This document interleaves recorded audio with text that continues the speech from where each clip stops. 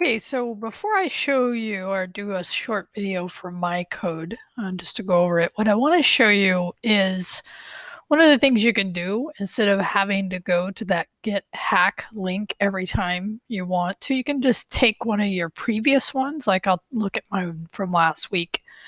I'll go down and pull it. Okay, so if this, as long as I have pushed my code, right, then all I'd have to do is change, in this case, the reference to week 4, and then that will work for my week 4. Okay, so it just makes it a little easier, and then you can copy and paste that in.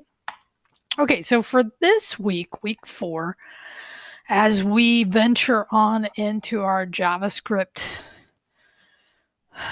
understanding, let's hope, right? One of the things he showed us this week, and I implemented, and I wanted you to do this, was implement objects, both in terms of object holding content, right? So I set up just an object, gave it some key value pairs version. This is my second version, really this is my third, but that'd probably be better. Number of inputs processed, so I could keep track, because I basically used my stimulus object as a way to process my stimulus, but also a way just to keep track of the number I've processed.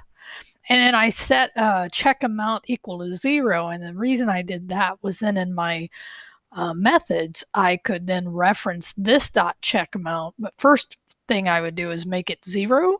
And then I would do the logic that I wrote last week. But I did change it a little bit to say, once I determined based on what I'm passing it. Now I'll show you in a minute what I'm passing for inputs, and what I'm passing is actually an object. Okay, so I'm using objects in hopefully most of the ways that we've seen here. So in this case, once I determine based on the inputs, again, an object, then I set this dot check amount. So I set this variable, and I know that this variable can take a while to get used to, but it's basically just saying within this object, look at the check amount and make that equal to, and then here is my calculation, right? Else make it 0. So I'm beginning by setting it to 0, determining what the check amount is. If it doesn't fall in any of my logic branches, then I just set it to 0. But that's actually not where my program kicks off. So let me show you that just as a way to introduce you. So what I did here is I said let request equal, and I did an object, okay, for the 3 pieces of information: the filing status, the adjusted income, and the number of kids. Okay, so then I said stimulus process inputs, passing in that request. Now what I'll show you in a minute was what comes back is another object.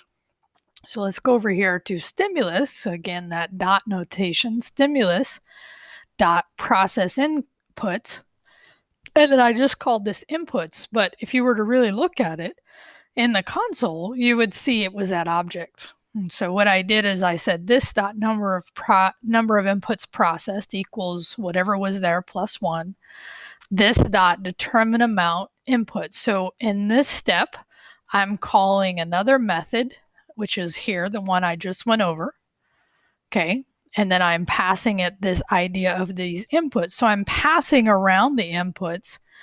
That is another thing I could have done, is just set those out on the object, but I decided just to pass them around, which I thought was a nicer way. And then I said this dot display. After that's done, comes back, right? Actually, it doesn't come back with anything because this check amount is updated with this logic. And then you say this dot check amount, display on page. So I'm calling the display on page here. I'm creating that template string. I'm saying inputs dot filing status, inputs dot adjusted income. And then once I do that, and again, if we go not different than last time, right? I set up some content based on that. Display on page. Passing in, took me a minute, display on page, passing in that template string. And then I say create output dot this amount, which is, again, I'm referring to within the object, input dot check amount equal to this amount. Now what I'm doing here is I'm adding a new key value pair onto this input object that came in. And then once it's created the output and done all that, then I return inputs now that I've added that amount. And that's what becomes user 1, and then user 2, and then user 3. Okay, so I'm going to go ahead and run it. So in this case, if I inspect and I go to console, let me just refresh. So what I could see here is my 3 user objects that I've returned with the information I provided and the new key value pair of check amount. Okay. And then I also did this number of forms because I'm simulating the idea of a form submission, right? So that's what is happening right here. So in these 2 last ones, I did not output to the page. I just outputted to the console, which is a very common thing, so the developer can kind of see what's going on. But this idea of returning an object is a really common one we see again and again, as I previewed last week, or when I talked about it in my discussion or my preview of this week, right?